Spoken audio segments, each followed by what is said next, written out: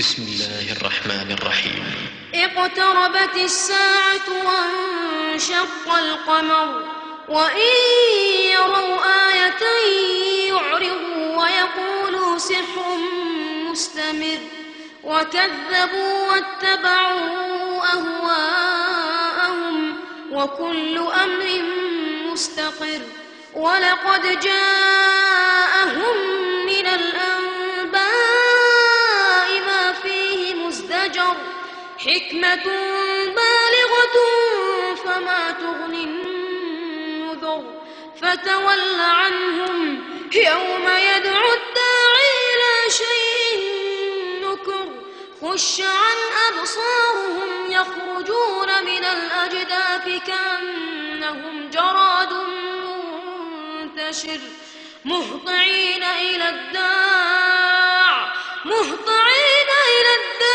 يقول الكافرون هذا يوم عسر كذبت قبلهم قوم نوح فكذبوا عبدنا وقالوا مجنون وازدجر فدعا ربه أني مغلوب فانتصر ففتحنا أبواب السماء بماء منهمر وفجرنا الأرض عيونا فالتقى الماء على أمر قد قدر وحملناه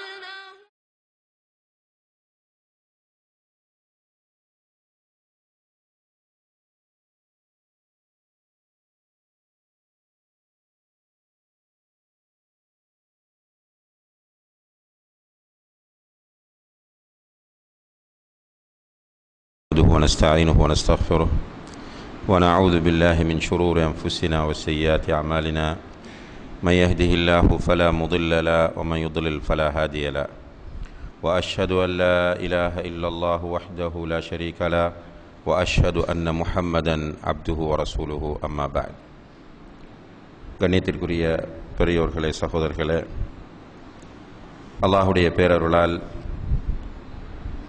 இஸ்லாமிய அகீதாவை சரியான முறையில் அறிந்து கொள்ள வேண்டும் என்ற ஒரு தூய்மையான நோக்கத்தோடு நாம் ஷேகுல் இஸ்லாம் இப்னு தைமியா ரஹ்மஹுல்லா அவர்கள் எழுதிய அல் அகீதத்துல் வாசித்தியா என்ற நூலை தொடர்ச்சியாக பார்த்து கொண்டு வருகின்றோம்.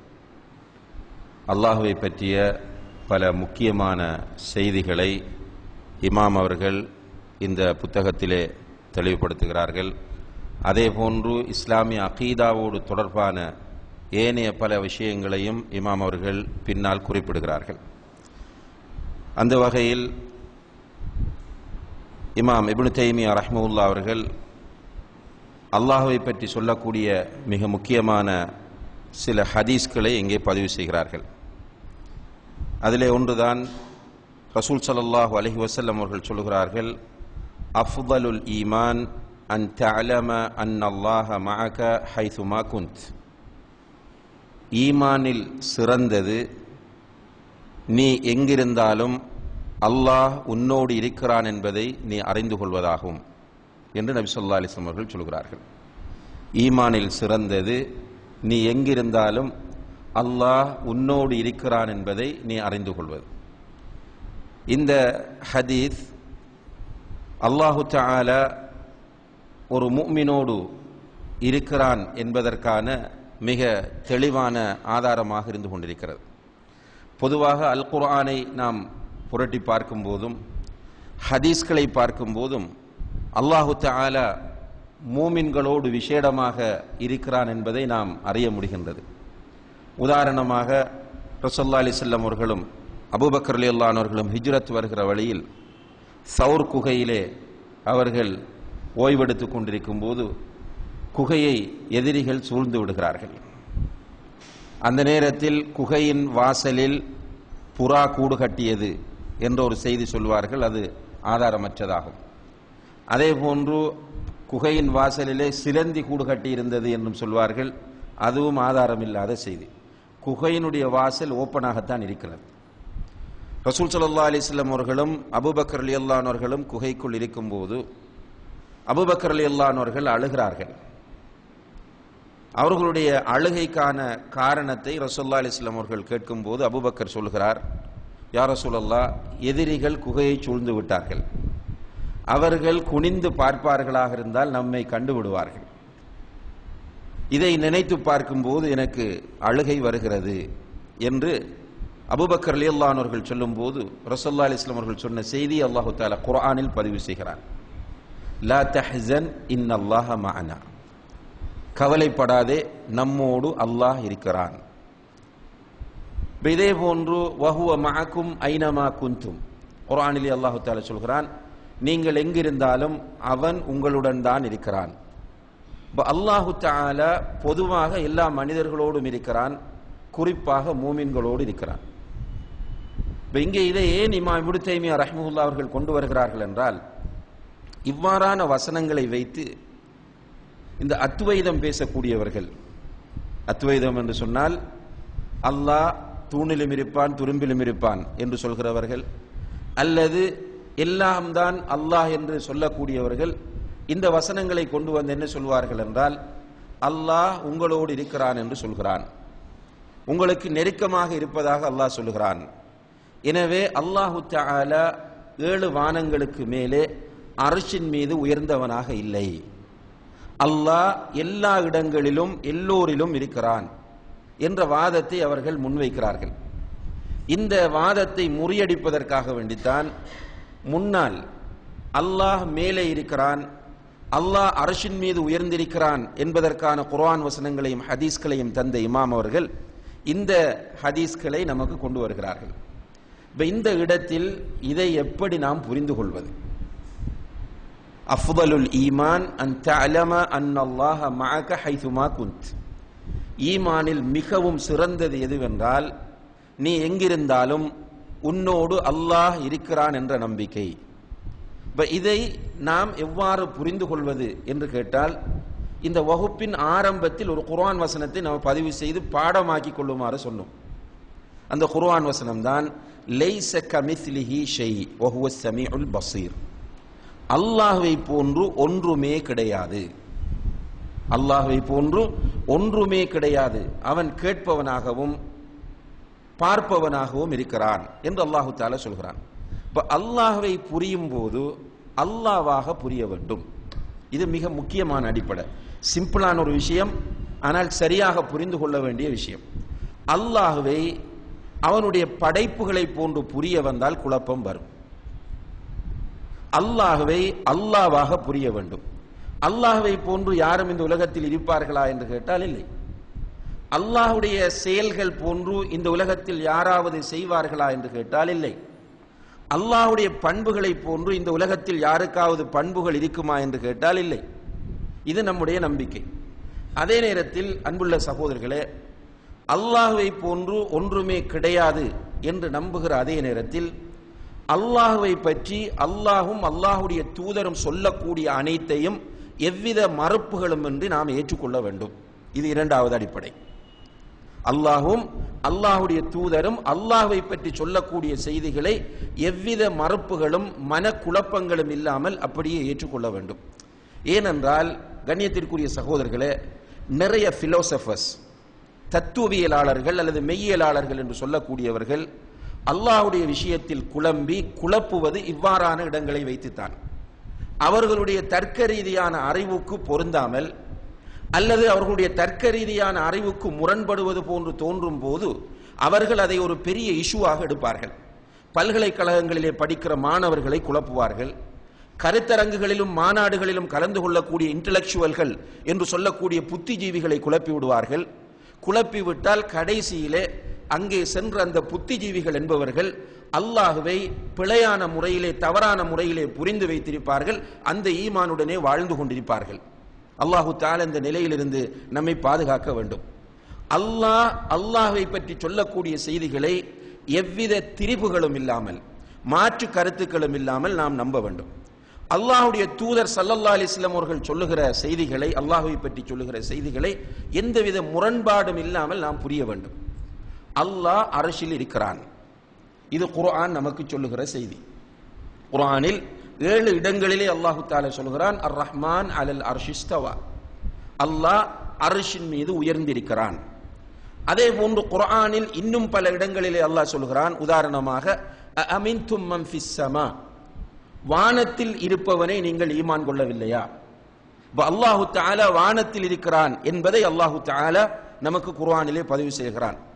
இன்னா அன்ஸல்நாஹு என்று குர்ஆனில் நிறைய இடங்களிலே சொல்லி நாம் இறக்கி வைத்தோம் என்று சொல்லும் போது அல்லாஹ் மேலே இருக்கிறான் என்பதை அல்லாஹு தஆலா பதிவு செய்கிறான். இலைஹி யஸ்அதுல் கலிமுத் தய்யிப், நல்ல வார்த்தைகளும் வல் அமலு ஸாலிஹ், சாலிஹான அமல்களும் அல்லாஹ்விடத்தில் ஏறிச் செல்கின்றன என்று அல்லாஹ் குர்ஆனில் சொல்கிறான். இதன் மூலம் அல்லாஹ் மேலே இருக்கிறான் என்பதை அல்லாஹு தஆலா பதிவு செய்கிறான். அதே போன்று மனிதனுடைய இயல்பு, அவனுக்கு ஒரு தேவை வரும்போது தன்னுடைய கைகளை வானத்தை நோக்கி உயர்த்துகிறான், அவனுடைய உள்ளம் வானத்தை நோக்கி உயர்கிறது. இவ்வாறான செய்திகளை எல்லாம் ரசூல் ஸல்லல்லாஹு அலைஹி வஸல்லம் அவர்கள் நமக்கு சொல்லுகிறார்கள்.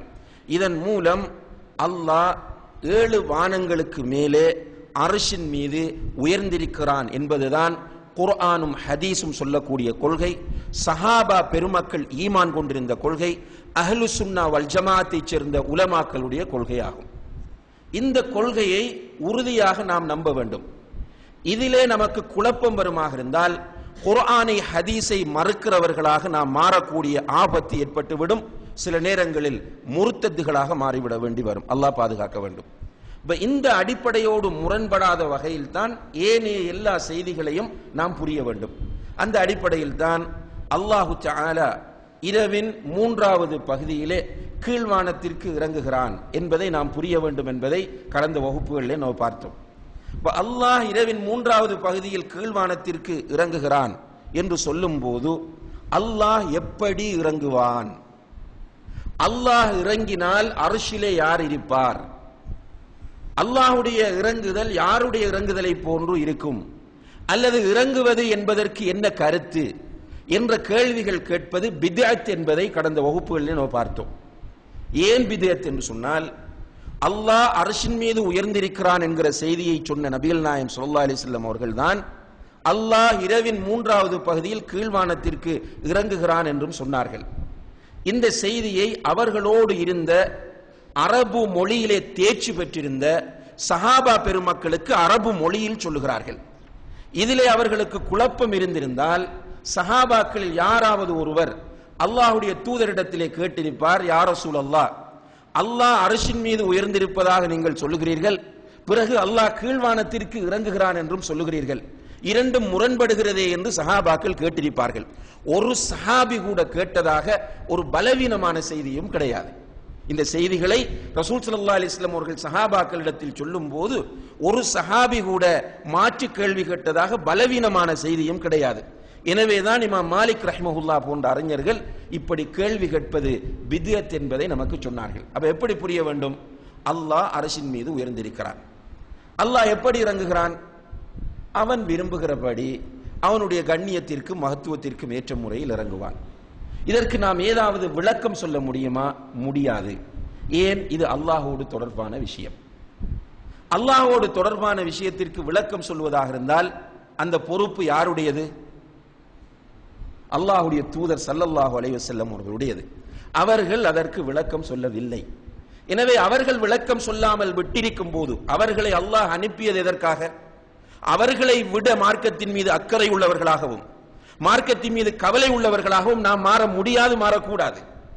அல்லாஹ்வுடைய தூதரை விட மார்க்கத்தின் மீது அக்கறை உள்ளவர்களாகவும் மார்க்கத்தின் மீது கவலை உள்ளவர்களாகவும் நாம் மாறக்கூடாது, மாற முடியாது. இது அடிப்படையான விஷயம். இது ஏனென்றால் சிலருக்கு பெரிய கவலை, குர்ஆனும் ஹதீஸும் முரண்படவில்லை என்று நாங்கள் நிரூபித்து காட்ட வேண்டும்.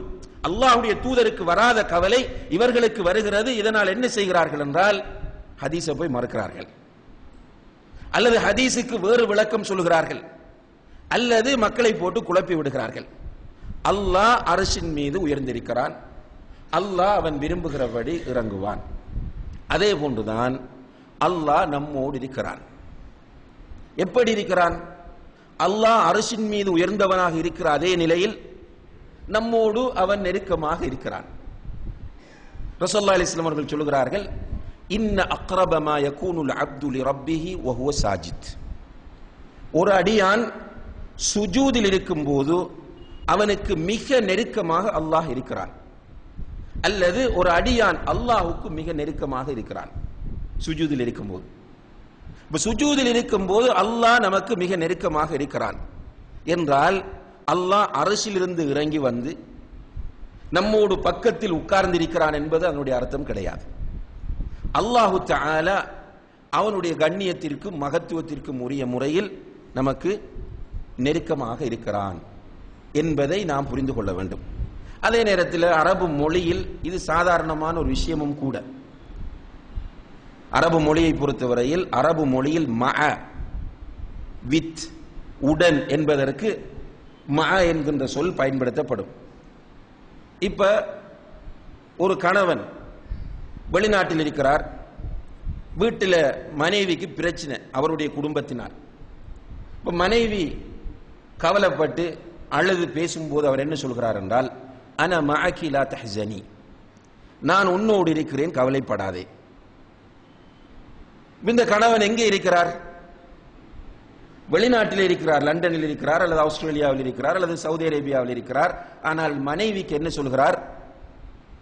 நான் உன்னோடு இருக்கிறேன் என்று சொல்கிறார். அதே போன்றுதான் அரபிகள் சொல்லுவார்கள், சிர்து வல் கமரு மஇ.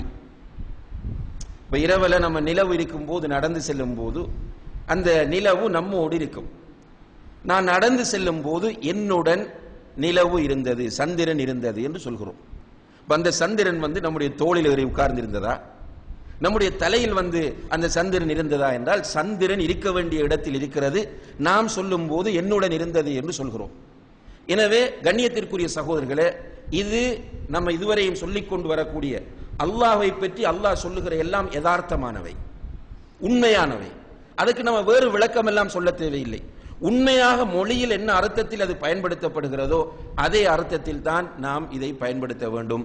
அந்த வகையில் அஃதலுல் ஈமான் அன் தஅலம அன்னல்லாஹ மஅக் ஹைசுமா குன்த், ஈமானில் மிக சிறந்தது நீ எங்கிருந்தாலும் உன்னோடு அல்லாஹ் இருக்கிறான் என்ற அந்த நம்பிக்கையோடு நீ இருப்பது என்று நபிகள் நாயகம் ஸல்லல்லாஹு அலைஹி வஸல்லம் அவர்கள் சொல்கிறார்கள். இந்த ஹதீஸ் தபரானியிலே பதிவு செய்யப்பட்டிருக்கிறது.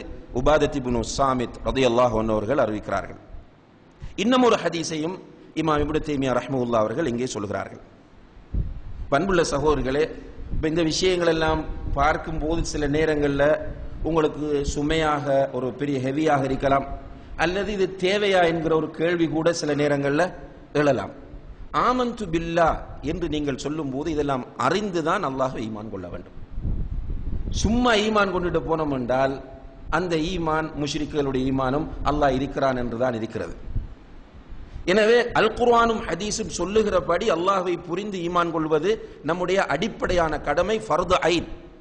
நமக்கு இது சொல்லித்தரப்படாத காரணத்தினால் நமக்கு தொழுகையை படிப்பது, ஒதுவை படிப்பது அல்லது நோன்பை படிப்பது கடமையாக தெரிகிறது. இவ்வாறான விஷயம் ஒரு இரண்டாம் பட்சமான அம்சமாக தெரிகிறது. இதுக்கெல்லாம் நம்ம படிக்க வேண்டுமா என்று நிறைய பேர் நினைக்கிறார்கள். இதனால தான் என்ன நடக்கும் என்றால், இதை தெரியாமல் இருக்கும் போது யாராவது வழிகட்ட கொள்கைகளை இந்த தலைப்பிலே நமக்கு சொன்னால் அதற்கு பின்னால் மக்கள் அடிபட்டு செல்கிறார்கள். அந்த வகையிலே தான் நம்முடைய ஊரிலே அப்துல்லா பைல்வான் இந்த கருத்துக்களை சொன்ன நேரத்தில் நிறைய பேர் அந்த கருத்துக்களினால் கவரப்பட்டு பின்னால் போனார்கள். போய் அற்புதமான கருத்துக்கள், அருமையான கருத்துக்கள், அறிவுபூர்வமான கருத்துக்கள் என்று மெச்சினார்கள், பாராட்டினார்கள். அதற்காக வேண்டி எங்களை நீங்கள் ஊரை விட்டு ஒதுக்கினாலும் நாங்கள் தயாராக இருக்கிறோம், எங்களுடைய பிள்ளைகளுக்கு மாப்பிள்ளைகள் தராவிட்டாலும் நாங்கள் அந்த கொள்கையைத்தான் ஏற்றுக்கொள்வோம் என்கின்ற நிலைக்கு மக்கள் போவதற்கு காரணம் இந்த அகீதா சஹீஹா என்ற சரியான கொள்கை அல்லாஹ்வை பற்றி நம்முடைய மக்களுக்கு சொல்லிக் கொடுக்கப்படாமல் இருந்ததுதான் என்பதை நாம் புரிந்து கொண்டு இதற்குரிய முக்கியத்துவத்தை நாம் சரியாக புரிந்து கொள்ள கடமைப்பட்டிருக்கிறோம். அதே போன்று ஹதீஸ் என்பது நீங்கள் படிக்க ஆரம்பித்தால் புகாரியை படிப்பீர்கள், முஸ்லிமை படிப்பீர்கள், அபூதாவுதை படிப்பீர்கள், திர்மிதியை படிப்பீர்கள், நசாயியை படிப்பீர்கள், இன்னும் பல ஹதீஸ் கிதாபுகளை படிப்பீர்கள். அப்படி படிக்கும் போது இப்படி ஏராளமான ஹதீஸ்கள் வரும். அப்ப இந்த ஹதீஸ்களை எப்படி அணுகுவது, எப்படி நாம் புரிந்து கொள்வது என்ற அடிப்படை தெரியாவிட்டால் நாம் ஒவ்வொருவரும் நம்முடைய விருப்பத்திற்கேற்ப இதை புரிந்து கொண்டு வழிகேட்டிலே செல்வதற்கான ஒரு ஆபத்தான நிலை தோன்றும்.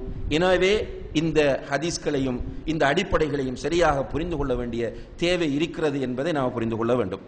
அடுத்த ஹதீஸ் சொல்லுகிறார்கள், ரசூலுல்லாஹி அலைஹி வஸல்லம் அவர்கள் சொல்கிறார்கள், இதா காம அஹதுக்கும் இலஸ் ஸலா, உங்களில் ஒருவர் தொழுகைக்காக வேண்டி எழுந்து நின்றால் ஃபலா யப்சுக் கிபல வஜ்ஹிஹி, அவர் தன்னுடைய முகத்துக்கு முன்னால் துப்ப வேண்டாம். தொழுகைக்கு வந்து சஃப்ல நிற்கிறார், துப்ப வேண்டிய தேவை வந்தால் அவர் முகத்துக்கு முன்னால் துப்ப வேண்டாம். அப்ப முகத்துக்கு முன்னால் என்றால் நம்முடைய கிபிலா திசையில துப்ப வேண்டாம். வலா அன் யமீனிஹி, வலது பக்கமும் துப்ப வேண்டாம். இதுல ஃபலா யப்சுக் கிபல வஜ்ஹிஹி, முகத்துக்கு முன்னால் துப்ப வேண்டாம் என்று சொல்லிவிட்டு அல்லாஹ்வுடைய தூதர் சொல்கிறார்கள் ஃபஇன்னல்லாஹ கிபல வஜ்ஹிஹி, ஏனென்றால் அல்லாஹ் அவனுடைய முகத்துக்கு முன்னால் இருக்கிறான். இந்த ஹதீஸ் புகாரி முஸ்லிம்ல வரக்கூடிய ஹதீஸ். அல்லாஹ் அவனுடைய முகத்துக்கு முன்னால் இருக்கிறான். இப்ப இதை நீங்க புகாரில படிக்கும் போது என்ன முடிவெடுப்பீங்க? பெரிய ஒரு குழப்பம் வரும். அடிப்படை தெரிந்து கொண்டு படிச்சீங்கன்னா சிம்பிளா போகலாம். இப்ப நம்மகிட்ட ஒரு அடிப்படையை நான் தொடர்ந்து சொல்லிக்கொண்டே வருகிறேன். என்ன அடிப்படை? அல்லாஹ்வை பற்றி அல்லாஹ்வும் அல்லாஹ்வுடைய தூதரும் சொல்வதை எந்த விதமான மறுப்புகளும் இல்லாமல் வேறு விளக்கங்களும் சொல்லாமல் அப்படியே ஏற்றுக்கொள்ள வேண்டும். இங்கே இந்த செய்தி புகாரி முஸ்லிமில் வருகிறது. அல்லாஹ்வுடைய தூதர் சொல்கிறார்கள். இது தேவையில்லாத ஒரு விஷயம் என்று நீங்கள் நினைப்பீர்களா? அல்லாஹ், நீங்கள் முகத்துக்கு முன்னால் துப்பாதீர்கள், ஏனென்றால் உங்களுடைய முகத்துக்கு முன்னால் அல்லாஹ் இருக்கிறான் என்று சொன்ன செய்தி தேவையில்லாத ஒரு செய்தி என்ற நிலைக்கு நீங்கள் வருவீர்களா? வர முடியுமா? வர முடியாது. ஏன் முடியாது? இதை சொன்னது யாரு? அல்லாஹ்வுடைய தூதர். அல்லாஹ்வுடைய தூதர் தேவையில்லாத ஒரு விஷயத்தை பேசுவாரா? தேவையில்லாத ஒரு விஷயத்தை அல்லாஹ்வுடைய தூதர் பேசுகிறார், பேசிவிட்டார், இவர் அறியாமையில் இருக்கிறார் என்று சொல்கிறோமா? இல்லை. அப்படி சொல்ல வந்தால் நிறைய பேர் என்ன சொல்றாங்க என்றால், இதுக்கு விளக்கம் சொல்ல தெரியா, இதுக்கான அடிப்படை தெரியா. இதை போய் ஒரு ஆள் ஹுத்பாவில் ஓதிவிட்டால் உடனே ஒரு மௌலவி கூட்டமே களத்தில் இறங்கும், அல்லது அரைகுறையாக மார்க்கத்தை படித்த ஒரு கூட்டம் களத்தில் இறங்கும். இதெல்லாம் போய் ஹுத்பாவில் சொல்லணுமா? இதெல்லாம் போய் பயன் பண்ணணுமா? இதெல்லாம் மக்களுக்கு இன்றைக்கு தேவையா? வட்டி கொடுக்கிறான், விபச்சாரம் செய்கிறான், சூதாட்டத்தில் ஈடுபடுறான், சண்டை பிடிக்கிறான், சமுதாயத்தை அப்படி கருவறத்துட்டு போறது காத்துட்டு இருக்கிறான். இதெல்லாம் வச்சுட்டு இதை வந்து பேசுறாங்கன்னு சொல்லுவாங்க. கண்ணியத்திற்குரிய சகோதரர்களே, அல்லாஹ்வுடைய தூதர் ஸல்லல்லாஹு அலைஹி வஸல்லம் அவர்கள் தேவையில்லாத ஒரு விஷயத்தை இந்த மார்க்கத்தில் பேசிவிட்டார் என்று கொஞ்சம் நீங்க உங்களுக்குள்ளே திரும்ப திரும்ப சொல்லி பாருங்க. மக்களுக்கு தேவையில்லாத, மக்களுக்கு அவசியம் இல்லாத, பொருத்தம் இல்லாத ஒரு விஷயத்தை அல்லாஹ்வுடைய தூதர் இந்த மக்களுக்கு சொல்லி இருக்கிறார் என்று திரும்ப திரும்ப சொல்லி பாருங்க. உங்களோட மனம் என்ன சொல்லும்? நம்ம எவ்வளவு பெரிய அறப்படிச்சவனா இருக்கிறோம், எவ்வளவு பெரிய ஒரு முட்டாள்தனமாக சிந்திக்கிறோம். அல்லாஹ்வுடைய தூதர் வமா யன்திகு அனில் ஹவா, தன்னுடைய மனோ இச்சைப்படி எதையும் பேச மாட்டார். இன் ஹுவ இல்லா வஹீன் யூஹா, அவர் பேசுவதெல்லாம் வஹியாகவே இருக்கும் என்று அல்லாஹ் குர்ஆனில் சொல்கிறார். இப்ப வஹியோடு தொடர்பாக அல்லாஹ்விடமிருந்து பெற்று அல்லாஹ்வுடைய தூதர் சொல்லக்கூடிய ஒரு செய்தி இந்த சமுதாயத்தில் அரைகுறையாக படித்தவர்களுக்கு அல்லது மார்க்கத்தின் அகீதா அடிப்படை தெரியாதவர்களுக்கு தேவையில்லாத ஒரு விஷயம் போன்றும், மக்களுக்கு சொல்லப்படாமல் மறைக்கப்பட வேண்டிய ஒரு விஷயம் போன்றும் தோன்றுகிறது என்றால் இவர்கள் மார்க்க விஷயத்தில் எந்த நிலையில் இருக்கிறார்கள் என்பதை நாம் புரிந்து கொள்ள வேண்டும். இப்ப அல்லாஹ்வுடைய தூதர் என்ன சொல்றாங்க என்றால், தொழுகையில் இருக்கும் போது துப்ப வேண்டிய தேவை வரும். எப்ப வரும்? ரசூலுல்லாஹி அலைஹி வஸல்லம் அவர்களுடைய பள்ளியில் உம்முல் நீர் நஜீஸ் கிடையாது. உம்முல் நீர் வந்து நஜீஸ் அல்ல. சளி கூட நஜீஸ் கிடையாது. இப்ப துப்ப வேண்டிய தேவைகள் சில நேரங்களில் ஒருவருக்கு நிறைய சளி வந்துட்டு, ரசூலுல்லாஹி அலைஹி வஸல்லம் அவருடைய பள்ளி எப்படி இருந்துச்சு? கீழுக்கு மணல் தாங்க இருந்துச்சு. அப்ப என்ன செய்வாங்கன்றா இடத்துல மெதுவா துப்புவாங்க. ரசூலுல்லாஹி அலைஹி வஸல்லம் அவர்கள் சொன்னாங்க, பள்ளிக்குள்ள துப்பினால் அதுக்குரிய கஃபாரா, கஃபாரா என்றால் குற்ற பரிகாரம் என்னென்றால் அதை புதைத்து விடுவது என்று சொன்னார்கள். ரசூலுல்லாஹி அலைஹி வஸல்லம் துப்ப வேண்டாம் என்று சொல்லல, துப்ப வேண்டிய தேவை வந்தால் பள்ளிக்குள்ள துப்பினால் அதை புதைத்து விட வேண்டும் என்று சொன்னார்கள். இப்ப துப்ப முடியாது. எந்த சிச்சுவேஷன் வேற. சில நேரங்களில் நம்ம ஜனாசா தொழுகைக்காக வேண்டி கிரவுண்ட்ல போய் நிற்கிறோம், அல்லது பெருநாள் தொழுகைக்காக பீச்சில் நிற்கிறோம். இப்போ ஒருவர் தக்பீர் கட்டிட்டு சளி வந்துட்டு அதை வாய்க்க வச்சுக்கு அப்படியே இருந்தாருன்னா என்ன நடக்கும்? அவர் தொழுகையில் கான்சென்ட்ரேஷன் பண்ணவே முடியாது. அதை அவர் வாய்க்குள்ளேயே வச்சுக்கு அருவருப்பு பட்டு இருக்கிறத விட சிறந்தது எது? துப்பி விடுவது. அதனால முன்னால அவர் துப்பலாமா இல்லையா?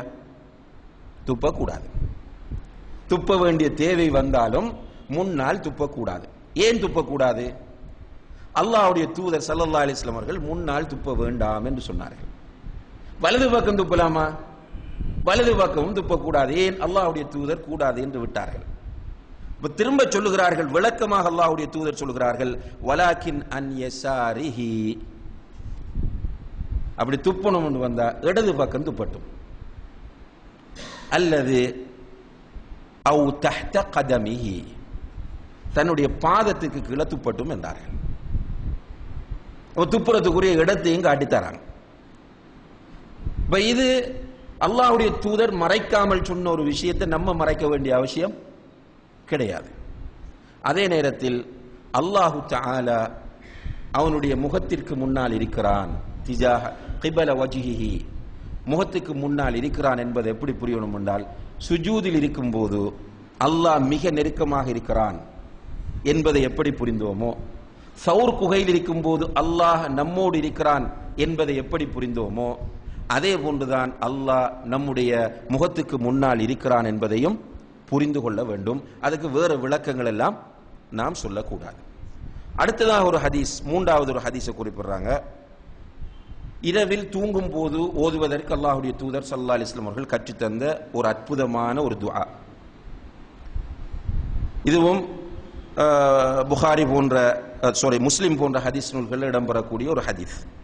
ஸல்லல்லாஹு அலைஹி வஸல்லம் அவர்கள் சொல்கிறார்கள், அல்லாஹும்ம ரப்பஸ் ஸமாவாத்தி ஸபஅ வ ரப்பல் அர்ஷில் அஸீம், யா அல்லாஹ், 7 வானங்களின் இரட்சகனே, மகத்தான அர்ஷின் இரட்சகனே, ரப்பனா வ ரப்ப குல்லி ஷை, எங்களுடைய இரட்சகனே, எல்லாவற்றினதும் இரட்சகனே, ஃபாலிகல் ஹப்பி வன்னவா, தானியங்களையும் வித்துக்களையும் உடைத்தவனே, தானியங்களையும் வித்துக்களையும் உடைத்தவனே, முன்சிலத் தௌராத்தி வல் இன்ஜீலி வல் குர்ஆன், தௌராத்தையும் இன்ஜீலையும் குர்ஆனையும் இறக்கியவனே, அஊது பிக மின் ஷர்ரி நஃப்ஸி, என்னுடைய நஃப்ஸின் தீங்குகளை விட்டும் உன்னிடம் நான் பாதுகாவல் தேடுகிறேன். வமின் ஷர்ரி குல்லி தாப்பா, எல்லா கால்நடைகளுடைய தீங்குகளை விட்டும் உன்னிடம் நான் பாதுகாவல் தேடுகிறேன். தாப்பாண்டா பூமியில ஊர்ந்து செல்லக்கூடிய எல்லாவற்றையும் குறிக்கும். அவற்றின் தீங்குகளை விட்டு உன்னிடம் பாதுகாவல் தேடுகிறேன். அந்த ஆஹிதும் பினாசியத்திஹா, நீதான் அவற்றின் குடும்பி முடியை பிடித்து வைத்திருக்கிறாய், அதாவது நீ நினைத்தபடிதான் அவை இயங்குகின்றன. அந்தல் அவ்வலு ஃபலைஸ கப்லக ஷைஉன், உனக்கு நீதான் ஆரம்பமானவன், உனக்கு முன்னால் எதுவும் இல்லை. அந்தல் அவ்வலு ஃபலைஸ கப்லக ஷைஉன், நீதான் ஆரம்பமானவன், உனக்கு முன்னால் ஒன்றுமில்லை. வ அந்தல் ஆகிரு ஃபலைஸ பஅதக ஷை, நீதான் இறுதியானவன், உனக்கு பிறகு ஒன்றுமில்லை. வ அன்த ظாஹிரு, நீதான் லாஹிரானவன், ஃபலைஸ ஃபௌகக ஷை, உனக்கு மேலே ஒன்றுமில்லை. நீதான் லாஹிரானவன், உனக்கு மேலே ஒன்றுமில்லை. வ அன்தல் பாத்தினு, நீதான் பாத்தினானவன், ஃபலைஸ தூனக ஷை, உனக்கு கீழே ஒன்றுமில்லை. இக்தி அன்னத்தைன், இக்தி அன்னித்தைன், என்னை விட்டும் கடனை அகற்றுவாயாக. வ அக்னினி மினல் ஃபக்ர், வறுமையிலிருந்து என்னை நிறைவானவனாக ஆக்குவாயாக என்ற துவாவை ரசூலுல்லாஹி அலைஹி வஸல்லம் அவர்கள் தூங்கும் போது ஓதினார்கள். நமக்கும் ஓதுமாறு சொல்லி தந்தார்கள். நான் நினைக்கிறேன் நிறைய பேருக்கு இந்த துவா தெரியாது. ஆனால் முஸ்லிமில் வரக்கூடிய அழகான ஒரு துவா. இந்த துவாவில் நாம் அல்லாஹ்விடத்திலே நம்முடைய வறுமையான நிலையிலிருந்து பாதுகாப்பு தேடுகிற, அதே போன்று நம்முடைய கஷ்டங்களை அகற்றுமாறு அல்லாஹ்விடத்தில் கேட்கின்ற ஒரு நிலை இருக்கிறது. இந்த ஹதீஸை நீங்கள் பார்த்தீர்களாக இருந்தால் நிறைய விஷயங்கள் இந்த ஹதீஸ்ல சொல்லப்பட்டிருக்கிறது. அதுல குறிப்பாக ஷேகுல் இஸ்லாம் இப்னு தைமியா ரஹ்மத்துல்லாஹி அவர்கள் இங்கே இந்த ஹதீஸை கொண்டு வருவதற்கான காரணம் என்னவென்றால், அன்த லாஹிரு ஃபலைஸ ஃபௌகக ஷை, யா அல்லாஹ், நீதான் லாஹிரானவன், உனக்கு மேலே ஒன்றுமில்லை. பைல்வான் மக்களை வைத்து குழப்பிய மிக முக்கியமான ஒரு இடம் இது. அல்லாஹு தஆலா குர்ஆனிலே சொல்லும் போது அல்லாஹ் பற்றி ஹுவல் அவ்வலு வல் ஆகிரு வல் லாஹிரு வல் பாத்தினு ஹுவ பிகுல்லி ஷைஇன் அலீம் என்று வரும். அப்ப அதிலே லாஹிர் என்றால் அரபு மொழியில் நோமலான அரபு மொழி ஆற்றல் மொழி அறிவு உள்ளவர்கள் என்ன சொல்லுவாங்க என்றால் லாஹிர் என்றால் வெளிப்படையானவன் என்று மொழிபெயர்ப்பார்கள். வெளிப்படைக்குத்தான் லாஹிர் என்று சொல்றது. அப்ப அவர் என்ன சொன்னார் என்றால் அல்லாஹ் லாஹிரானவன். அப்ப என்ன அர்த்தம்? அல்லாஹ் வெளிப்படையானவன். அவர் என்ன தத்துவம் சொன்னார் மக்களுக்கு? அல்லாஹ் ஒருவன் தான். நான் அல்லாஹ் நிறைய பேர் என்று சொல்லவில்லை. நான் சொல்வதெல்லாம் என்னென்றால் அல்லாஹ் புரிஞ்சு கொள்ளணும், அல்லாஹ் ஒருவன் என்று தான் சொல்லுகிறேன். ஆனால் அல்லாஹுடைய தோற்றம் தான் இந்த பிரபஞ்சம் என்று சொல்கிறேன்.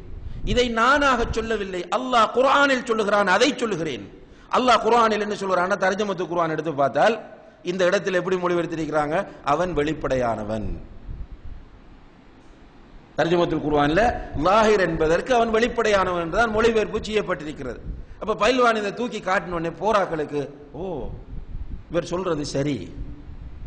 அல்லாஹ் வெளிப்படையானவன் என்றால் அல்லாஹ் இந்த பிரபஞ்சத்தில் காட்சி அளிக்கிறான்.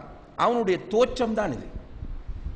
மனிதன், மிருகம், பறவை, கட்டிடங்கள் எல்லாம் அல்லாஹ்வுடைய தோற்றங்கள். ஆனால் அல்லாஹ் ஒன்றுதான், மனிதன் அல்லாஹ் அல்ல. இந்த ஆலிம்களுக்கு, ஷரியத்துடைய ஆலிம்களுக்கு நான் என்ன சொல்லுகிறேன் என்பது புரியவில்லை. நான் மீனை அல்லாஹ் என்று சொன்னதாக, நான் நாயை அல்லாஹ் என்று சொன்னதாக, நான் பன்றியை அல்லாஹ் என்று சொன்னதாக இவர்கள் என் மீது அவதூறு சொல்கிறார்கள். நான் நாயை, பன்றியை, மிருகத்தை அல்லாஹ் என்று சொல்லவில்லை. அல்லாஹ் ஒருவன் தான். ஆனால் இவை எல்லாம் அல்லாஹ்வுடைய தோற்றம் என்று சொல்கிறேன். இதை நான் கற்பனை பண்ணி சொல்லவில்லை. நான் எங்கிருந்து சொல்கிறேன் என்றால் குர்ஆனில் இருந்து தான் இதை சொல்லுகிறேன் என்று பயில்வான் சொன்ன உடனே இதை படிக்கணும் என்று போனவர்களுக்கு அது சரியாகப்பட்டது, போய் உட்கார்ந்துட்டாங்க. இன்றைக்கும் அந்த கருத்துல தான் இருக்கிறாங்க. ஆனால் நம்முடைய மிக முக்கியமான அடிப்படை என்ன?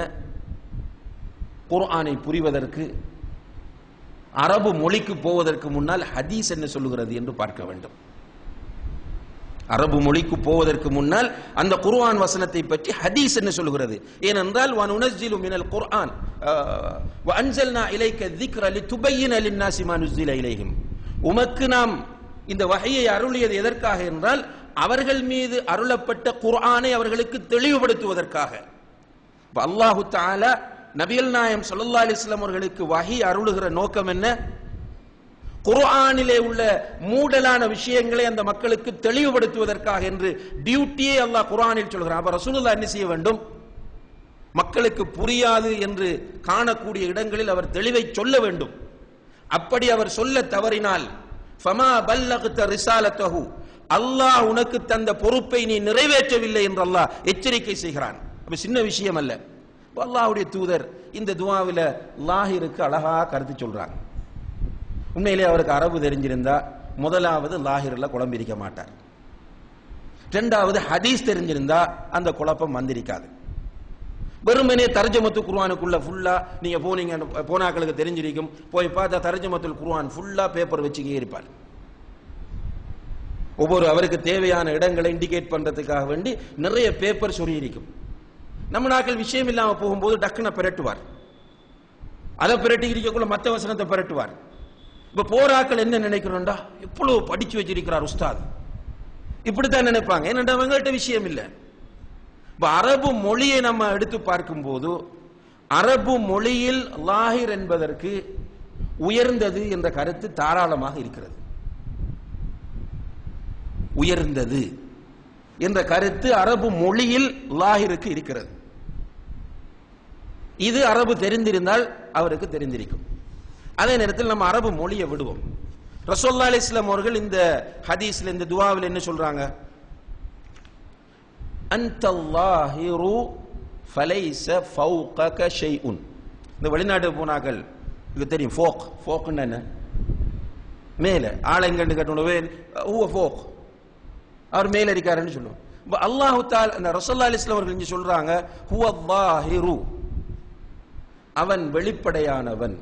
கருத்து எடுத்தா அவனுக்கு மேல ஒன்றும் இல்லை. அப்ப என்ன கருத்தை ரசூலுல்லாஹி அலைஹி வஸல்லம் சொல்றாங்க? நீ லாஹிரானவன், உனக்கு மேல ஒன்றும் இல்லை. நீ லாஹிரானவன், உனக்கு மேலே ஒன்றும் இல்லை. என்ன அர்த்தம்? உனக்கு மேல ஒன்றும் இல்லை. நீ லாஹிராக இருக்கிறாய், உனக்கு மேல ஒன்றும் இல்லை என்றால் நீ உயர்ந்திருக்கிறாய், உனக்கு மேலே ஒன்றும் இல்லை. இதைத்தான் ரசூலுல்லாஹி அலைஹி வஸல்லம் அவங்க சொல்றாங்க. இப்ப இதை நாம் ரசூலுல்லாஹி அலைஹி வஸல்லம் அவர்கள் சொன்னபடி புரிந்து கொண்டிருந்தால், அல்லாஹ் குர்ஆனில் சொல்லுகிறபடி புரிந்து கொண்டிருந்தால், மிகப்பெரிய ஒரு வழிகேடும் மிகப்பெரிய சண்டைகளும் குழப்பங்களும். நம்ம ஊர்ல ஒரு காலம், ஒரு பயங்கரமான காலம், ஃபத்வா முர்த்தத் ஃபத்வா கொடுத்தாச்சு. இங்கால மையத்தை அடக்க முடியாது, ஊருக்குள்ள மையத்தை அடக்க முடியாது. ஒரு சில மையத்துகளை வீட்டிலே அடக்க வைத்தது இந்த ஊர். மையவாடிக்குள் வர விடாமல் வீட்டில் கொண்டு போய் புதைச்சாங்க. அந்த அளவுக்கு பயங்கரமாக இருந்தது. என்ன காரணம் என்றால், இந்த கொள்கையை பற்றிய சரியான அறிவு இந்த மக்களுக்கு அந்த நேரத்தில் கொடுபட்டிருக்கவில்லை. அதனால அந்த வழிகட்ட கொள்கையை அவர் தத்துவத்தை அடிப்படையாக வைத்து சொல்லும் போது இவர்களுக்கு சரியாக படுகிறது.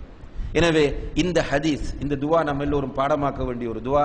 இந்த துவாவில் ரசூலுல்லாஹி அலைஹி வஸல்லம் அவர்கள் நமக்கு என்ன சொல்றாங்கண்டா, அல்லாஹ் உயர்ந்தவன் என்பதை நமக்கு சொல்கிறார்கள். அதே போன்று இன்னும் ஒரு ஹதீஸ் நான்காவதாக சொல்கிறார்கள். ஐயுஹன் நாஸ், புகாரி முஸ்லிமில் வரக்கூடிய ஹதீஸ். ஹைபருக்கு போகும்போது சஹாபாக்கள் அல்லாஹு அக்பர், லா இலாஹ இல்லல்லாஹு அல்லாஹு அக்பர் என்று சத்தம் போட்டுட்டு போறாங்க. ரசூலுல்லாஹி அலைஹி வஸல்லம் அவர்கள் எல்லாரையும் கூப்பிட்டு சொன்னாங்க, ஐயுஹன் நாஸ் அர்பிஉ அலா அன்ஃபுசிக்கும், மக்களை சத்தம் போடாம மெதுவா சொல்லுங்க. ஃபஇன்னகும் லா தத்ஊன அஸம்ம வலா காயிப், நீங்கள் செவிடனையோ அல்லது தூரத்தில் இருக்கிற ஒருவனையோ அழைக்கவில்லை. நீங்கள் செவிடனையோ தூரத்தில் இருக்கிற ஒருவனையோ அழைக்கவில்லை. இன்னமா தத்ஊன ஸமீஅன் பஸீரன் கரீபன், நீங்கள் யாரை அழைக்கிறீர்கள் என்றால் தெளிவாக கேட்கக்கூடியவனை அழைக்கிறீர்கள், தெளிவாக பார்க்கக்கூடியவனை அழைக்கிறீர்கள், உங்களுக்கு மிக நெருக்கமாக இருக்கிறவனை நீங்கள் அழைக்கிறீர்கள் என்று ரசூலுல்லாஹி அலைஹி வஸல்லம் அவர்கள் சொல்லிவிட்டு தொடர்ந்து அவர்களுக்கு சொன்னார்கள், இன்னல்லதீ தத்ஊனஹு, நிச்சயமாக நீங்கள் யாரை அழைக்கிறீர்களோ அவன் அக்ரபு இலா அஹதிக்கும் இலா மின் உனுகி ராஹிலதிஹி, உங்களுக்கு எந்த அளவு நெருக்கமாக இருக்கிறான் என்றால் உங்களுடைய வாகனத்தின் கழுத்தை விட உங்களுக்கு நெருக்கமாக இருக்கிறான். அதாவது அவங்க ஒட்டகம் குதிரையில போறாங்க, அந்த ஒட்டகம் குதிரையினுடைய கழுத்து உங்களுக்கு எவ்வளவு நெருக்கமோ அதை விடவும் நெருக்கமாக இருக்கிறவனை தான் நீங்கள் அழைக்கிறீர்கள் என்ற செய்தியை ரசூலுல்லாஹி அலைஹி வஸல்லம் அவர்கள் சஹாபாக்களை சொல்றாங்க. அப்ப இந்த ஹதீஸை நம்ம எப்படி புரியணும் என்றால், அல்லாஹ் அவனுடைய தாத்தால் அப்படியே ஒட்டகத்தினுடைய கழுத்துக்கு பக்கத்தில் இருக்கிறான் என்று புரியக்கூடாது. அல்லாஹ் அரசின் மீது உயர்ந்திருக்கிறான். எப்படி நமக்கு ஒட்டகத்தின் கழுத்தை விட நெருக்கமாக இருக்க வேண்டும் என்று அவன் விரும்புகிறானோ அந்த அடிப்படையில் அவன் நெருக்கமாக இருப்பான் என்று நாம் புரிந்து கொள்ள வேண்டும். அப்ப இந்த ஹதீஸ்கள் எல்லாவற்றையும் பார்க்கும்போது ஒரு ஈமானிய படிப்பினை ஒன்று நமக்கு கிடைக்கிறது. அதுதான் என்னன்னு கேட்டால், நாம் மூமின்களாக வாழ்ந்தால் அல்லாஹ் நம்மோடு இருப்பான். நாம் மூமின்களாக இருந்தால் அல்லாஹ் நம்மோடு இருப்பான். அவனுடைய உதவி நமக்கு மிக நெருக்கத்தில் இருக்கும்.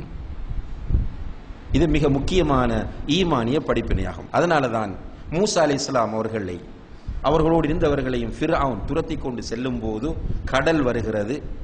கூட இருந்த சில பலவீனமான ஈமானியுடைய மக்கள் என்ன சொன்னார்கள், மூசாவே வசமாக நாங்கள் அகப்பட்டு கொண்டோம் என்று சொன்ன நேரத்தில் மூசா அலைஹிஸ்ஸலாம் அவர்கள் என்ன சொன்னார்கள், கல்லா, நம்ம அகப்படல, இன்ன மஅய்ய ரப்பி, இன்ன மஅனாண்ட அவங்க சொல்லல, இன்ன மஅய்ய ரப்பி சயஹ்தீன், என்னோடு என்னுடைய ரப் இருக்கிறான், அவன் ஒரு வழியை காட்டுவான்.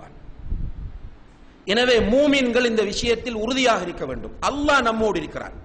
இந்த மனிதன் கூட இருப்பான், கைவிடுவான். அது பெற்றோராக இருக்கலாம், பிள்ளைகளாக இருக்கலாம், மனைவியாக இருக்கலாம், கணவனாக இருக்கலாம், மிக ஆத்மார்த்தமான நண்பனாக இருக்கலாம், யாராக இருந்தாலும் ஒரு நேரத்தில் கைவிட்டு மாறுவான். ஆனால் அல்லாஹ்வை பொறுத்தவரையில் மூமின்களோடு அவர்களை கைவிடாமல் எப்போதும் அவர்களோடு இருப்பான். இந்த நம்பிக்கை நம்மிடத்திலே வந்துவிட்டால் நாம் கண்ணியமாக வாழலாம், கவலை இல்லாமல் சந்தோஷமாக வாழலாம். இரண்டாவது ஈமானிய படிப்பு என்னன்னு கேட்டால், துஆவை ரசூல் ஸல்லல்லாஹு அலைஹி வஸல்லம் அவர்கள் இந்த ஹதீஸ்களிலே நமக்கு தூண்டுகிறார்கள். ஒரு அடியான் தன்னுடைய மனதில் இருக்கிற சுமைகளை இறக்கி வைப்பதற்கான மிக சிறந்த வழிமுறையாக துஆ இருக்கிறது. மனிதனை பொறுத்தளவில் இன்றைக்கு அவன் வாழக்கூடிய இந்த காலம் நிறைய வளர்ச்சி, அதே நேரத்தில் நிறைய பிரச்சனை. குடும்பத்தில் பிரச்சனை, நண்பர்களுக்குள்ள பிரச்சனை, தாவாண்டு வந்தா பிரச்சனை, பிசினஸ் வந்தா பிரச்சனை, எல்லா இடமும் பிரச்சனை. ஒவ்வொரு மனிதனும் ஏதோ ஒரு முறையில் ஸ்ட்ரெஸ் ஆக அல்லது டிப்ரெஷனோடு வாழ்ந்து கொண்டிருக்கிறான். இவனுக்கு மனதுக்கு ரிலாக்ஸேஷன் தேவைப்படுகிறது.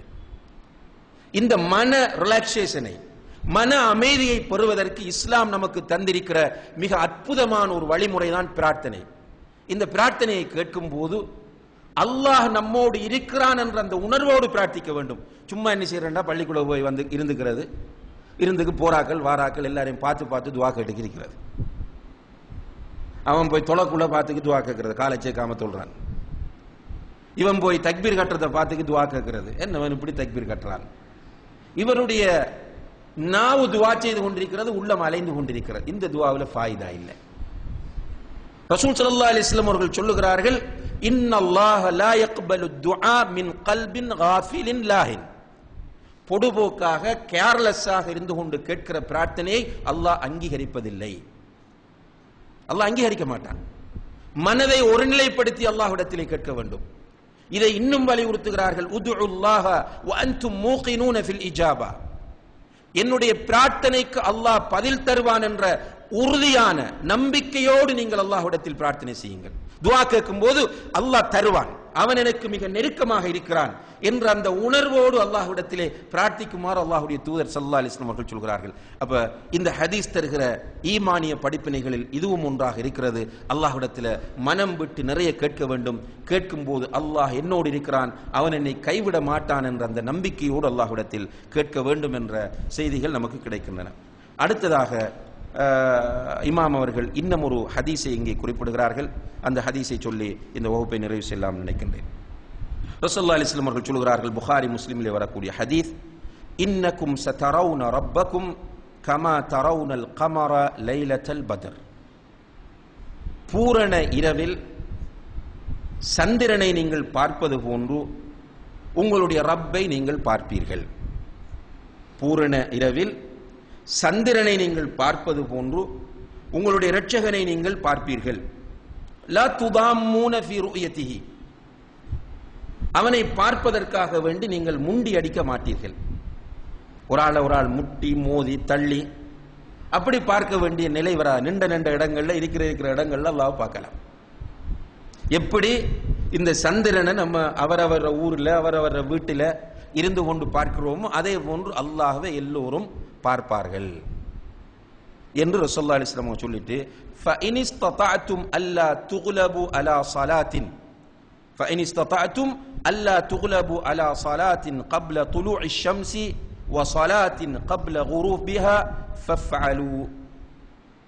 சூரியன் உதிப்பதற்கு முன்னால் உள்ள தொழுகையையும் சூரியன் மறைவதற்கு முன்னால் உள்ள தொழுகையையும் செய்ய முடியுமாக இருந்தால் நீங்கள் விடாமல் செய்து விடுங்கள். ஸல்லல்லாஹு அலைஹி வஸல்லம் சொல்கிறார்கள், அந்த தொழுகையை ஏதாவது மிகைத்து நீங்கள் தொழாமல் விட்டு விடாமல் சூரியன் உதிப்பதற்கு முன்னால் உள்ள தொழுகையையும் சூரியன் மறைவதற்கு முன்னால் உள்ள தொழுகையையும் தொழுது கொள்ளுங்கள் என்று ஸல்லல்லாஹு அலைஹி வஸல்லம் அவர்கள் சொல்கிறார்கள். இந்த ஹதீஸ்ல ரெண்டு விஷயங்களை ஸல்லல்லாஹு அலைஹி வஸல்லம் அவர்கள் நமக்கு சொல்கிறார்கள். ஒன்று, மறுமையிலே மக்கள் அல்லாஹ்வை பார்ப்பார்கள் என்கிற செய்தி. இந்த அல்லாஹ்வை மறுமையில் பார்க்கிற விஷயத்தை பொறுத்தவரையில் குர்ஆனும் ஹதீஸும் மிக தெளிவாகவும் உறுதியாகவும் இதை பதிவு செய்கிறது. இதுல நமக்கு டவுட் கொஞ்சமும் வரக்கூடாது. ஜஹ்மியாக்கள் முஅ்தஸிலாக்கள் போன்ற வழிகட்ட இந்த மார்க்கத்தை விட்டு வெளியேறிய வழிகேடர்கள் மாத்திரம்தான் தேவையில்லாத வாதங்களை கொண்டு வந்து அல்லாஹ்வை மறுமையில் பார்க்க முடியாது என்கிற வாதத்தை மக்கள் மத்தியிலே சொல்லிக் கொண்டிருக்கிறார்கள். ஏன் இதை நான் வலியுறுத்தி சொல்றேன் என்றால், இந்த கொள்கையுள்ள மதரசாக்களில் படிக்கிற மாணவர்கள் இன்றும் இருக்கிறார்கள். இந்த கொள்கையின் அடிப்படையில் எழுதப்பட்ட புத்தகங்கள் இன்றும் இருக்கின்றன. சில நேரங்களில் இப்படி புத்தகங்களை நீங்கள் பார்க்கும் போது மறுமையிலே அல்லாஹ்வை நான் பார்க்க முடியாது என்ற கொள்கைக்கு நீங்கள் வந்துவிடக்கூடாது. அல்லாஹ்வை மறுமையிலே பார்க்க முடியும். யாராவது ஒருவர் மறுமையிலே அல்லாஹ்வை பார்க்க முடியும் என்பதை மறுப்பாராக இருந்தால், மறுமையிலே அல்லாஹ்வை பார்க்க முடியும் என்பதை யாராவது ஒருவர் மறுப்பாராக இருந்தால் அவர் முர்த்தத் காஃபிர் என்பதிலே எந்த விதமான சந்தேகமும் கிடையாது. ஏனென்றால் குர்ஆனிலும் ஹதீஸிலும் தெளிவாக சொல்லப்பட்ட செய்திகளை நிராகரித்தவராக அவர் கருதப்படுவார். அப்ப அல்லாஹ்வை மறுமையிலே பார்க்கலாம். இதுல இரண்டு சந்தர்ப்பங்களில் அல்லாஹ்வை பார்க்கிற நிலை ஏற்படும். ஒன்று அரசாத்துல் கியாமா என்கிற அந்த மஹ்ஷர் என்று நாம் அறிந்து வைத்திருக்கிற அந்த நிலை, மஹ்ஷரிலே அல்லாஹ்வை பார்ப்பது. இரண்டாவது சுவர்க்கத்தில் அல்லாஹ்வை பார்ப்பது. இப்ப சுவர்க்கத்தில் அல்லாஹ்வை யார் பார்ப்பார்கள்? சுவர்க்கவாசிகள் தான் பார்ப்பார்கள். அப்ப அதுல நமக்கு டவுட் இல்லை, மூமின்கள் தான் சுவர்க்கத்தில் பார்ப்பார்கள் என்பது. அந்த ஹதீஸ் நான் அடிக்கடி உங்களுக்கு சொல்லி இருக்கிறேன். சுவர்க்கத்துக்கு போனதுக்கு பிறகு அல்லாஹு தஆலா ஒரு அளவிட்டு கேட்பார், உங்களுக்கு ஏதாவது தேவையாண்டு, இன்னும் மேலதிகமா தேவையாண்டு. அந்த சுவர்க்கத்து இன்பங்களை அனுபவித்துக் கொண்டிருக்கும் போது இன்னும் என்ன வேணும் என்று கேட்டால் எப்படி வேணும் என்று சொல்றது? அப்ப சுவர்க்கவாசிகள் சொல்லுவாங்க, யா அல்லாஹ், மஹ்ஷரில் நிற்கும் போது சில முகங்கள் கருத்து பயந்து பீலியோடு இருந்தன, ஆனால் அந்த நேரத்தில் எங்களுடைய முகத்தை நீ பிரகாசமாக ஆக்கி அந்த மஹ்ஷரிலே நீ எங்களுக்கு மகிழ்ச்சியை கொடுத்தாய். சிராத் என்ற பாலத்தை கடக்க முடியாமல் எத்தனையோ பேர் தடுமாறிக் கொண்டிருக்கும் போது யா அல்லாஹ், எங்களை நீ இலகுவாக அந்த பாலத்தை கடக்க வைத்தாய். சுவர்க்கத்திற்குள் எங்களை நுழைய செய்து எல்லாவற்றையும் எங்களுக்கு தந்திருக்கிறாய். இதற்கு மேலும் ஏதாவது உங்களுக்கு வேண்டுமா என்று கேட்டால் என்ன சொல்வது ரஹ்மானே என்று சுவர்க்கவாசிகள் கேட்கும் போது அல்லாஹ் சொல்லுவானாம், இன்னலக்கும் மௌஇதன் யுரீது அன் யுன்ஜிஸகுமூ, உங்களுக்கு அல்லாஹ் அளித்த ஒரு வாக்குறுதி இருக்கிறது, அந்த வாக்குறுதியை அல்லாஹ் இப்போது நிறைவேற்றப் போகிறான் என்று சொன்னவுடன் சுவர்க்கவாசிகளுக்கும் அல்லாஹுக்கும் இடையில் உள்ள திரை நீக்கப்படும். அந்த நேரத்தில் சுவர்க்கவாசிகள் அல்லாஹ்வை தங்களுடைய வெற்றி கண்களால் நேரடியாக பார்ப்பார்கள். சுவர்க்கத்திலே ஹூருன் ஈன்கள், தங்க மாளிகைகள், வெள்ளி மாளிகைகள், முத்துக்களால் செய்யப்பட்ட மாளிகைகள், மது ஆறுகள், தேனாறுகள், பாலாறுகள் என்று பல இன்பங்களை அனுபவித்துக் கொண்டிருக்கிற அந்த மக்களுக்கு அல்லாஹுடைய முகத்தை பார்க்கும் போது கிடைக்கிற அந்த மகிழ்ச்சி, அந்த சந்தோஷம் வேறு ஒன்றிலும் இருக்காது என்று நபிகள் நாயகம் ஸல்லல்லாஹு அலைஹி வஸல்லம் அவர்கள் சொல்கிறார்கள். அல்லாஹ் அந்த பாக்கியத்தை நம் அனைவருக்கும் தர வேண்டும். இது சுவர்க்கவாசிகள் அல்லாஹ்வை பார்ப்பது. மஹ்ஷரில் அல்லாஹ்வை யார் பார்ப்பார்கள்? இதுல உண்மையிலே ரசூலுல்லாஹி அலைஹி வஸல்லம் அவர்கள் இங்கே சொல்வது மஹ்ஷரில் பார்க்கிறது தான். ஆனால் இதிலே கருத்து வேறுபாட்டுக்கு இடமில்லாமல் மூமின்கள் மஹ்ஷரிலே வைத்து அல்லாஹ்வை பார்ப்பார்கள். அது எப்படி இருக்கும் என்பது அல்லாஹு ஆலம். இந்த சுவர்க்கத்தில் சொன்ன மாதிரி அந்த இன்பம் அதெல்லாம் அங்க மஹ்ஷர்ல சொல்லப்படல. நம்முடைய அகீதா என்ன? அல்லாஹும் அல்லாஹ்வுடைய தூதரும் சொல்லுகிற அளவோடு நின்று கொள்வது, அதை தாண்டக்கூடாது. இப்ப சுவர்க்கத்தில் இப்படி இப்படி எல்லாம் இருக்கும் என்று ரசூலுல்லாஹி அலைஹி வஸல்லம் சொல்கிறார்கள். எனவே நாமும் அதை நம்ப வேண்டும். அல்லாஹ்வை பார்க்கும் போது ஏற்படுகிற அந்த இன்பத்தை சொல்கிறார்கள், அந்த இன்பத்தை நம்ப வேண்டும். ஆனால் மஹ்ஷரில் சொல்லும் போது பார்ப்பீர்கள் என்கிற செய்தி தான் வருகிறது. அதுல இன்பம் கிடைக்குமா இல்லையா என்கிற செய்திகள் எல்லாம் சொல்லப்படவில்லை. ஆனால் மஹ்ஷரில் மூமின்கள் அல்லாஹ்வை பார்ப்பார்கள், இதுல நோ டவுட். ஆனால் மூமின் அல்லாதவர்கள் அல்லாஹ்வை பார்ப்பார்களா இல்லையா என்பதிலே கருத்து வேறுபாடு இருக்கிறது. பெரும்பாலான அறிஞர்கள் என்ன சொல்கிறார்கள் என்றால், மூமின்கள் மாத்திரம்தான் மஹ்ஷரிலும் அல்லாஹ்வை பார்ப்பார்கள். ஏனென்றால் காபிர்கள் அல்லாஹ்வை பார்ப்பார்கள் என்பதற்கான தெளிவான ஆதாரங்களும் இல்லை. அதே நேரத்தில் கல்லா இன்னஹும் அர் ரப்பிஹிம் லமஹ்ஜூபூன், மாறாக அவர்கள் தங்களுடைய ரப்பை விட்டும் தடுக்கப்படுவார்கள் என்று அல்லாஹு தஆலா சொல்வது பார்ப்பதை விட்டும் தடுக்கப்படுவார்கள் என்பதைத்தான் குறிக்கும் என்று பெரும்பாலான சலஃபு தஃப்சீர் ஆசிரியர்கள் சொல்லுகிற காரணத்தினால் நம்ம உறுதியாக நம்ப வேண்டிய விஷயம், மஹ்ஷரிலும் மூமின்கள் அல்லாஹ்வை பார்ப்பார்கள். காபிர்கள் பார்ப்பார்களா இல்லையா என்பதிலே கருத்து வேறுபாடு இருக்கிறது. பார்த்தாலும் காபிர்களுக்கு அது இன்பமாக அமையாது, அவர்களுக்கு அது பயத்தையும் கஷ்டத்தையும் தான் கொடுக்கும். இந்த ஹதீஸ்ல இரண்டாவது சொல்லக்கூடிய செய்தி என்னென்றால், சூரியன் உதிப்பதற்கு முன்னால் ஒரு தொழுகையையும் சூரியன் மறைவதற்கு முன்னால் உள்ள ஒரு தொழுகையையும் நீங்கள் விட்டு விடாமல் தொழக்கூடிய சந்தர்ப்பம் கிடைத்தால் தொழுது விடுங்கள்.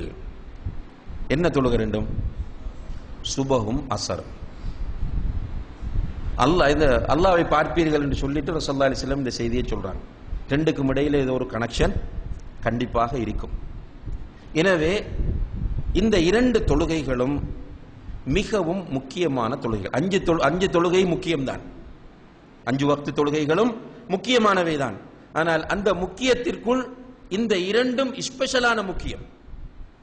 எந்த அளவுக்கு இந்த அஸர் தொழுகையை பற்றி சொல்லும் போது, மன் தரக ஸலாத்தல் அஸ்ரி ஃபக்கத் ஹபித அமலுஹு, கண்ணியத்திற்குரிய சகோதரர்களே, கடும் எச்சரிக்கை, ஷிர்க்குக்கு வந்த எச்சரிக்கை. யார் ஒருவர் அசர் தொழுகையை விடுகிறாரோ அவருடைய அமல்கள் எல்லாம் வீணாகி விடும். அல்லாஹ் அக்பர்.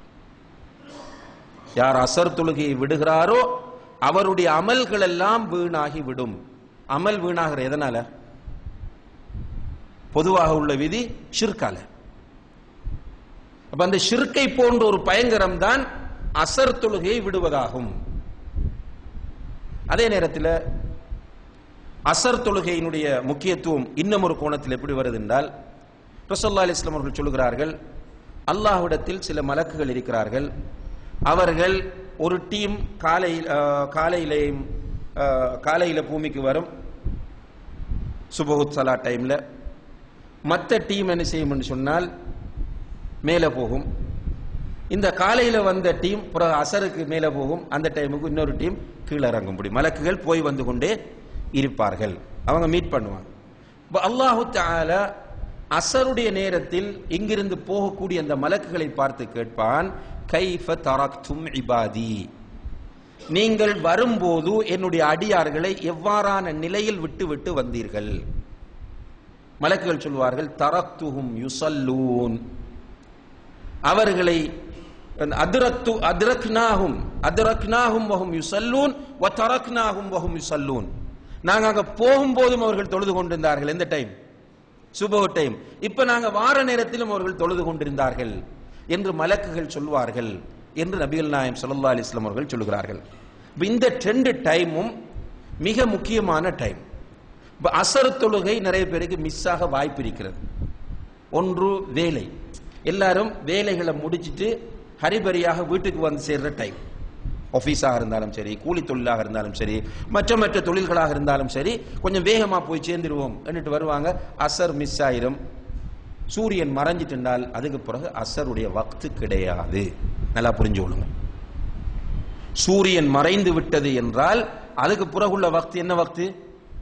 மக்ரிபுடைய வக்தை தவிர அந்த நேரத்தில் அசர் தொழ முடியாது, தொழக்கூடாது. உரிய நேரத்தில் தான் தொழுகையை நிறைவேற்ற வேண்டும். கல்லா ஒன்று கிடையாது என்ற இதைத்தான். அப்ப இந்த தொழுகை ஆபீஸ்ல வேலை செய்யறாங்களுக்கு, கஷ்டப்பட்டு உழைக்கக்கூடியவர்களுக்கு அல்லது பிசினஸ் செய்யக்கூடியவர்களுக்கு நிறைய மிஸ் ஆகிறது சான்ஸ் இருக்கு. இன்னும் ஒரு டீம் தூங்குறாக்கள் இருப்பாங்க பகல் சாப்பாட்டுக்கு பிறகு, அவங்களுக்கு மிஸ் ஆகிறதுக்கு வாய்ப்பு இருக்கு. இந்த அசர் தொழுகை மிஸ் ஆகக்கூடாது. இரண்டாவது சுபஹ் தொழுகை. சுபஹ் தொழுகை டைம்லயும் மலக்குகள் வராங்க போறாங்க. அவங்களும் போய் மலக்குகள்கிட்ட அல்லாஹ்ட்ட என்ன சொல்ல போறாங்க? இவர்கள் தொழுது கொண்டிருக்கிற நிலையில் விட்டு விட்டு வந்தோம் என்று சொல்லுவாங்க, அல்லது தூங்குகிற நிலையில் விட்டு விட்டு வந்தோம் என்று சொல்லுவாங்க. ரசூலுல்லாஹி அலைஹி வஸல்லம் அவர்கள் சொல்கிறார்கள், யார் ஒருவர் இஷா தொழுகையை ஜமாத்தோடு தொழுகிறாரோ அவர் பாதி இரவு நின்று தொழுத நன்மையை பெறுவார். அல்லாஹ் அக்பர். யார் ஒருவர் இஷா தொழுகையை ஜமாத்தோடு தொழுகிறாரோ அவர் பாதி இரவு நின்று தொழுத நன்மையை பெறுவார்.